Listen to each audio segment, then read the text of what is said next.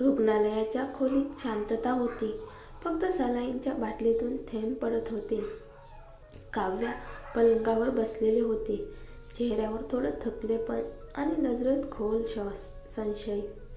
रुद्र तिच्यासमोर उभा होता. त्याच्या आवाजात काळजी होती, पण बोलण्यात थोडा कटाक्षही. मला माहिती आहे तिचं शरीर कमजोर आहे. वारंवार सांगायची गरज नाही, काव्याने हसत म्हटलं. पण त्या हसण्यात टोचणी होती. रुद्र थोडा गप्प राहिला. त्याच्या मनात विचार चालू होता. काव्याची तब्येत अजूनही सुधारलेली नाही. जर तिला आदित्यच्या आजाराविषयी सांगितलं तर ती जास्त अस्वस्थ होईल. सध्या नाही. तो म्हणाला, मला माहीत आहे तुला ती आवडत नाही, पण ती फक्त माझ्याकडे का मागते आहे, त्यापलीकडे काही नाही. काव्या डोळे वळवत म्हणाली, हो, आणि सूर्य पश्चिमेला उगवतो तेव्हाच तुझ्या बोलण्यावर विश्वास ठेवते मी. रुद्र शांतपणे चमचा उचलून सूप प्यायला लागला. शेवटी काव्यानेही हार मानून खायला सुरुवात केली.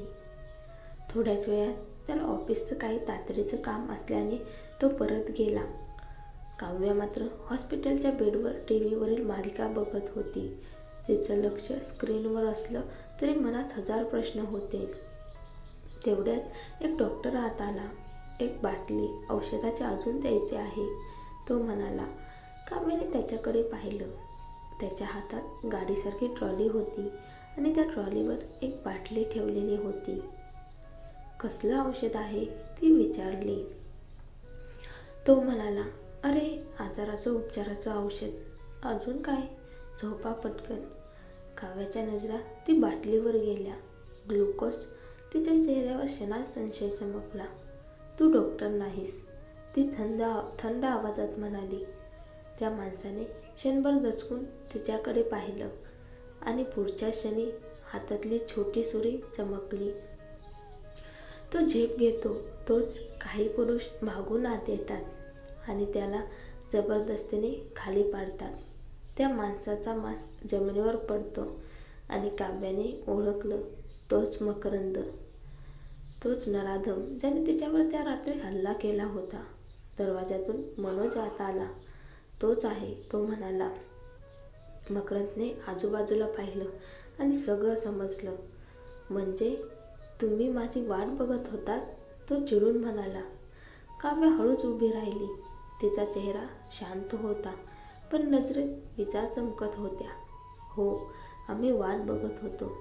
तुला कसं कळलं मी डॉक्टर नाही? मकरंदने विचारलं. माझ्या डोक्याला मार लागले आहे. सलाईनऐवजी ग्लुकोज दिलं असतं तर माझी स्थिती आणखीन वाईट झाली असती. खरा डॉक्टर असं कधीच केलं नसतं, काव्या म्हणाली. मनोज हसला. मला वाटलं तुला एवढं ज्ञान नाही. मकरंद जमिनीवर मूत मारत म्हणाला, हो, मी फसलो. जे करायचं ते करा. काव्या खाली बसली आणि शांतपणे म्हणाली, सांग, तुला कोणी पाठवलं? मकरंद हट्टीपणे म्हणाला, कोणी नाही. माझ्या कोणाशी वैर नाही. फक्त तू सुंदर दिसतीस म्हणून इच्छा झाली. काव्याने नाक वर करून हसत म्हटलं, तू तर म्हणालास ना तुला पुरुष आवडतात. रुद्र आवडतो तुला? काव्या, मनोजने तिला सावध केलं. ती मिश्किलपणे म्हणाली, अरे, गंमत केली. मकरंद गुरगुरला. त्याची बायको माझ्या अहंकाराला सूट देते, मग काय झालं? काव्या थंड आवाजात म्हणाली, म्हणजे तू अजूनही कबूल करणार नाहीस? थेट विचारते. तू साक्षीला परदेशात भेटलास का? तिच्या मागे मागे भारतात आलास, पण आता ती रुद्रची बायको होणार आहे, हे तुला चालते? मला माहिती नाही ती कोण आहे. मकरंद कुरकुरला. मनोज पुढे सरकला. खरंच? मग तुझ्या आईबद्दल तरी सांगू का? मकरंदचा चेहरा फिका पडला. काय काय म्हणालास तू? नाही, ते शक्य नाही. ती न्यूझीलंडमध्ये आहे, बरोबर ना? तू तिचं लपवून ठेवले, पण माझ्यापासून नाही. विचार कर, एका स्त्रीसाठी तू स्वतःच्या आईला संकटात टाकलंस आणि ती स्त्री तुला अजिबात प्रेम करत नाही. जर तू काव्याला हे ग्लुकोज दिलं असतं तर ती मेली असती. हा सरळ खुनाचा प्रयत्न झाला असता, मनोज थंड आवाजात म्हणाला. मकरंदचा राग उसळला. माझ्या आईला हात लावला तर मी भूत होऊनही सोडणार नाही. काव्या म्हणाली, तुला खरंच वाटतं साक्षीला तुझं काही वाटतं? ती तुझ्या मृत्यूवरही अश्रू गाळणार नाही. एवढ्या खोट्या प्रेमासाठी तू सगळं गमावणार का? मनोजने धमकीच्या स्वरात जोडले, आता सत्य सांग, नाहीतर ताकदीनं सांगवावं लागेल.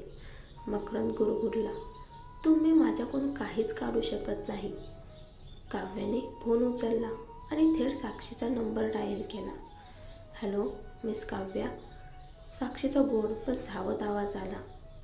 काव्या थंडपणे म्हणाली, मकरंद मेला. क्षणभर शांतता, मग साक्षीचा बनावट दुःखी स्वर. काय? मकरंद म्हणजे तो बलात्कार करणारा मेला? कदाचित अपराधगंडानं आत्महत्या केली असेल. बरोबरच झालं. बिचारा काय करणार? काव्या हसली. त्या हसण्यात धार होती. तू खरंच निर्दयी आहे साक्षी. साक्षी पुढे म्हणाली, अगं तू नेहमी माझ्यावर शंका घेतेस. पुरावा कुठे आहे तुझ्याकडे?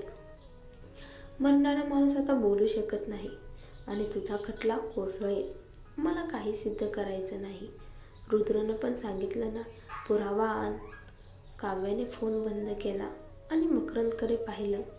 ती तर तुझ्या मृत्यूवर आनंदी आहे. तुला काही किंमतच नाही तिच्यासाठी.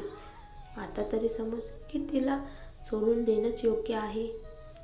मकरंदच्या डोळ्यात पाणी आलं. तो उफाळून ओरडला, तू तू झाली पण मनोजचे माणसं त्याला घट्ट पकडून ठेवतात. शेवटी तो कोसळला आणि रडत म्हणाला, हो सगळं तीच करत होती साक्षी. ती माझं आयुष्य उद्ध्वस्त केलं. तिने माझं कर्ज फेडलं, मला जगवलं, म्हणून मी तिचा गुलाम झालो.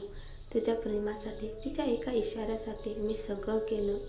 मनोजने हळूच काव्याकडे पाहिलं. ती शांत उभी होती, पण तिच्या डोळ्यात प्रखर ज्वाला पेटलेल्या होत्या. मकरंदच्या डोळ्यात थकवा आणि चेहऱ्यावर पराभवाची छाया होती. तो शांतपणे म्हणाला, आता सांगायला काही उरलं नाही. माझं आयुष्य महत्त्वाचं नाही, पण माझी आई, ती 70च्या पुढे आहे. तब्येतही बरी नाही.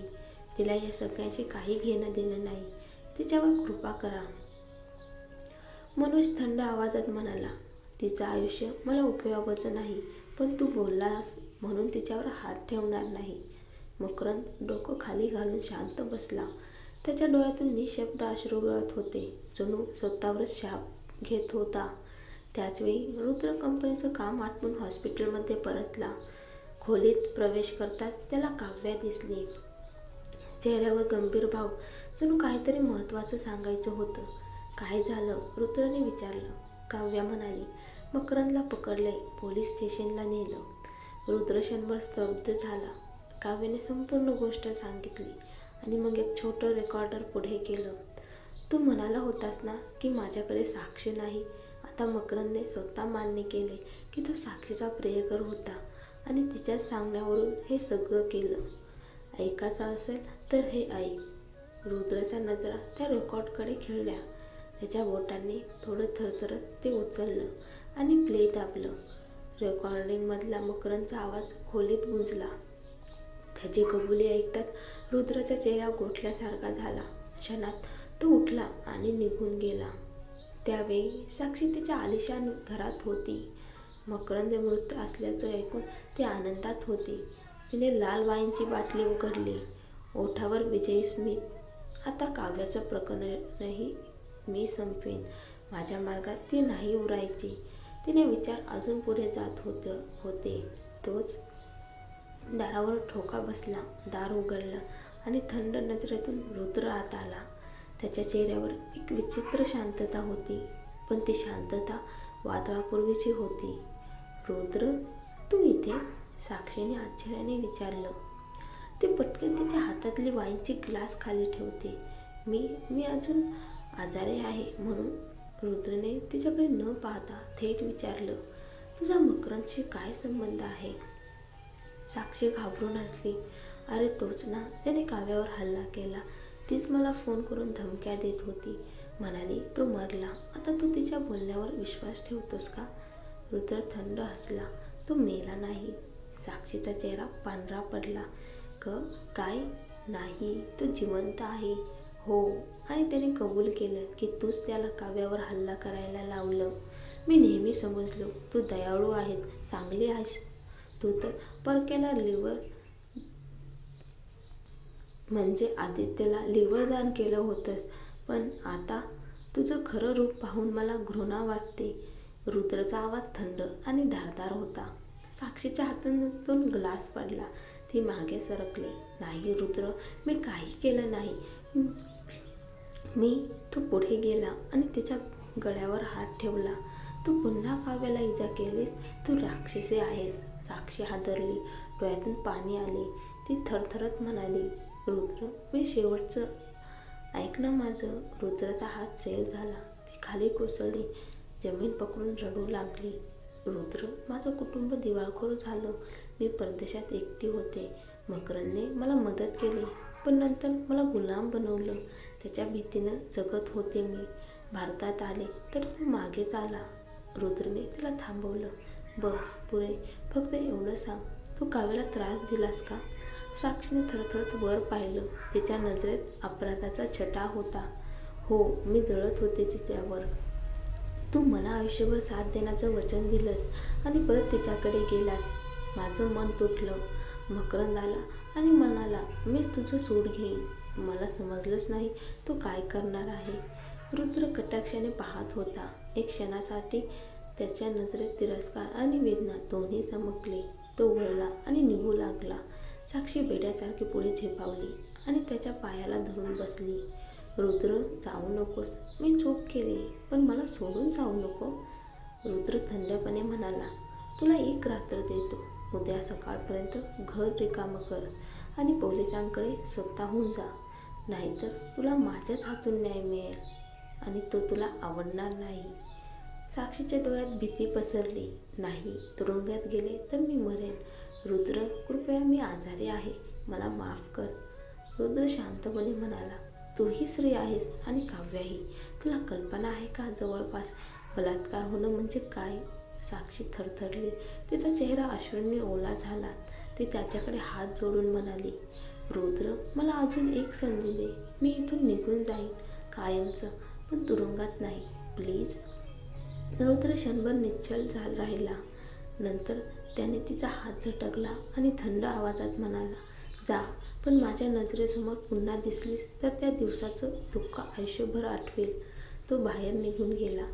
साक्षी तिथेच कोसळली. तिचं हृदय धडधडत होतं. अश्रूच्या थेंबात तिचं भय उमटत होतं. रुद्र परत हॉस्पिटलमध्ये आला तेव्हा मनोज तिथे होता. तो म्हणाला, सगळं नीट झालं का? पण रुद्र शांत होता. काव्याला जाणवलं की त्याचा मूड काहीतरी वेगळाच आहे. मनोज, आता तू जा, ती म्हणाली. तो नाराज झाला. अरे, मी इतकी मदत केली आणि आता हकलतेस? काव्याने त्याच्याकडे डोळे वटारले. मनोजने तिरक्या नजरेने रुद्रकडे पाहिलं आणि म्हणाला, ठीक आहे, जातो. दरवाजा बंद झाला आणि काही क्षण शांतता. रुद्र तिच्यासमोर आला. काव्या, ती थंड आवाजात म्हणाली, काय, मकरंदला भेटून आलास ना? रुद्र दीर्घ श्वास घेत म्हणाला, हो. साक्षीने सगळं मान्य केलं. यावेळी मी तुझ्यावर विश्वास ठेवतो. काव्या काही बोलली नाही, पण तिच्या ओठावर एक हलकं, विजयी पण वेदनाने भरलेलं स्मित उमटलं.